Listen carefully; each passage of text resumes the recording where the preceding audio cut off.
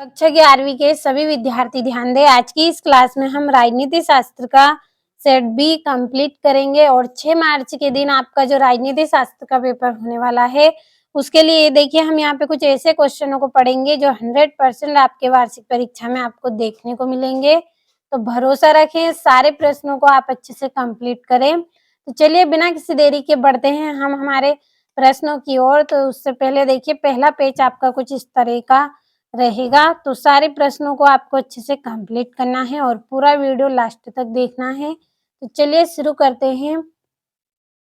ये आपका पहला प्रश्न, सही विकल्प चुनिए। पहला है भारतीय संविधान पूर्ण रूपेण किस दिन लागू किया गया? तो इसका आंसर आएगा आपका 26 जनवरी 1947। दूसरा है नौकरशाही शब्द का सर्वप्रथम प्रयोग किया गया था? तो द गार्ने ने। तीसरा है राज्यसभा के सदस्यों का कार्यकाल कितने वर्ष होता है? तो 6 वर्ष का। चौथा है कानूनों की संख्या करने वाला सरकार का अंग है? तो न्यायपालिका। पांचवा है राजनीतिक सिद्धांत को आदर्श उन्मुख बनाने का प्रयास किया है? तो लियो स्ट्रास ने।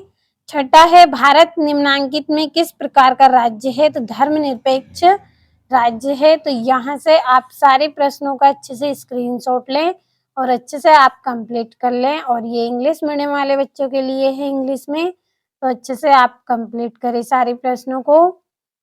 और ये यहाँ से आपका तीसरा, चौथा, पांचवा और छठा प्रश्न है।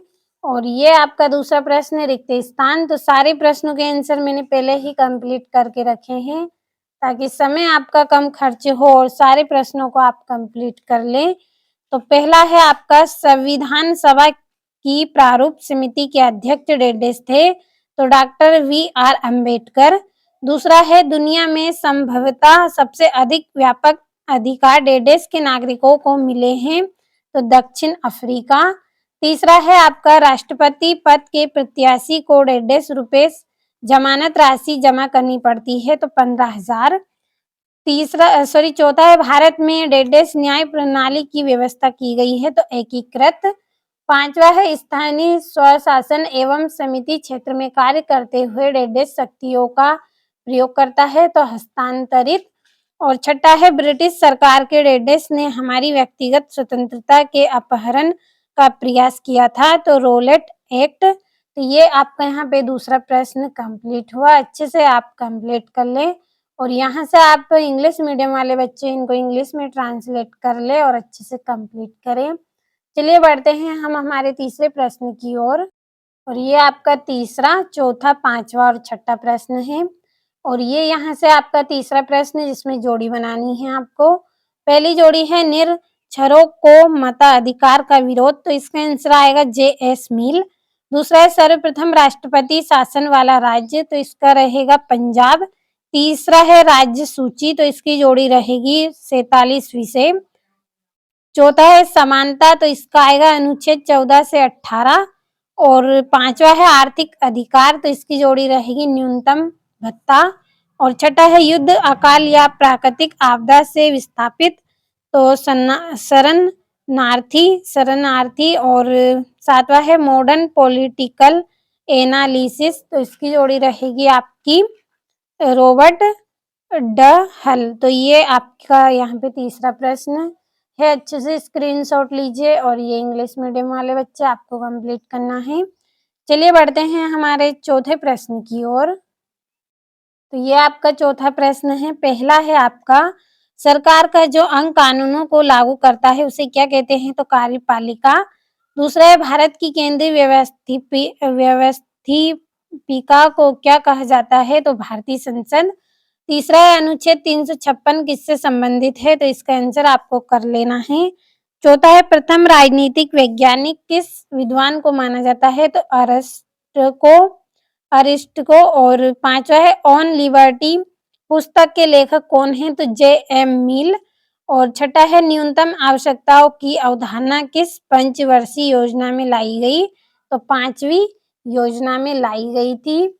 और ये यहाँ से कंप्लीट कर ले। और पांचवा प्रश्न सत्य असत्य। तो पहला आपका रहेगा प्राकृतिक समानता जन्म से ही प्राप्त होती है? तो सत्य। और गांधी जी ने हिंद स्वराज 1919 में लिखी थी? तो 1909 में लिखी थी, तो सत्य। और महिला पुरुष समानता के चलते कन्या भ्रूण हत्या का पाप समाज में हुआ है, तो असत्य रहेगा। और भारतीय संविधान में अवसरों की समानता नहीं है, तो असत्य। और लोकतंत्र में अधिकारों का अधिक महत्व नहीं होता है, तो असत्य रहेगा। और कर चुकाना नागरिक का प्रमुख कर्तव्य है, तो सत्य रहेगा। और ये यहाँ से कंप्लीट कर लें।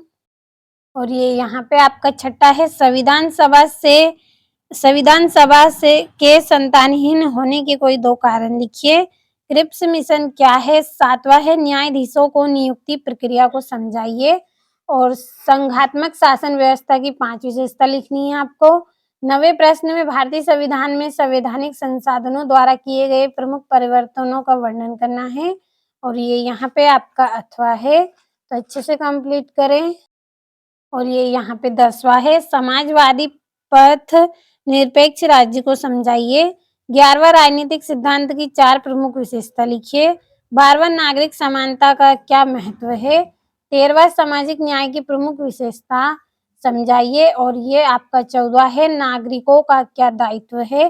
तो अच्छे से सारे प्रश्नों को आपको कंप्लीट कर लेना है। भरोसा रखें आप, इसी में से ही आपका पूरा पेपर रहेगा। और ये धर्मनिरपेक्ष के मार्ग को संक्षेप में लिखना है। 16वें प्रश्न में शोषण के विरुद्ध अधिकार को समझाना है 3 नंबर में।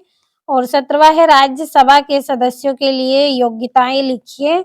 18वां है, जिला पंचायत के कोई 4 प्रमुख कार्य लिखने हैं आपको। 19वां है, नागरिक अधिकारों के किन्हीं 4 प्रकारों को समझाइए। तो अच्छे से आप सारे प्रश्नों को कंप्लीट करते चले। और ये आपका 20वां है, भारतीय निर्वाचन आयोग के कार्य एवं शक्तियाँ लिखिए। और आपका 21वां है, राज्यपाल की प्रमुख शक्तियों का उल्लेख करना है आपको। और 22वां है, स्वतंत्रता का क्या महत्व है, कोई 4 बिंदु में व्याख्या आपको करनी है। और प्रतिबंध क्यों आवश्यक है, और राष्ट्रवाद एवं बहुलवाद को विस्तार से समझाना है। तो सारे प्रश्नों का आपने अच्छे से स्क्रीनशॉट लिया होगा, तो अच्छे से कंप्लीट करिए।